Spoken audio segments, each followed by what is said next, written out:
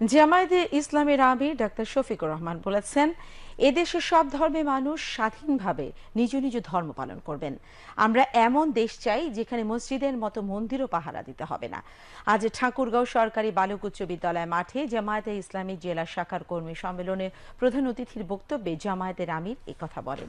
জামায়াতের আমির বলেন, স্বৈরাচার পতনের পরে বিশেষ পরিস্থিতিতে জামায়াতে ইসলামী হিন্দু ভাইদের দুর্গাপূজা যাতে নির্বিঘ্নে করতে পারেন সেজন্য মন্দিরে গিয়ে পাহারা দিয়েছে। মসজিদ যদি পাহারা দিতে না হয় তবে মন্দির কেন পাহারা দিতে হবে? এই দেশটা বিভিন্ন ধর্ম বর্ণের মানুষের, যুগ যুগ ধরে আমরা এখানে শান্তিপূর্ণভাবে সহাবস্থান করে আসছি। কিন্তু যে দলটি জাতিকে বিভিন্ন অংশে ভাগ বিভক্ত করে রেখেছিল, সংখ্যাগুরু সংখ্যালঘু বলে, তারা ফায়দা লুটেছে। আর তারাই যদি সংখ্যা লঘু বলে কিছু থাকে, তাদের সর্বনাশ এই দলটিই করেছে।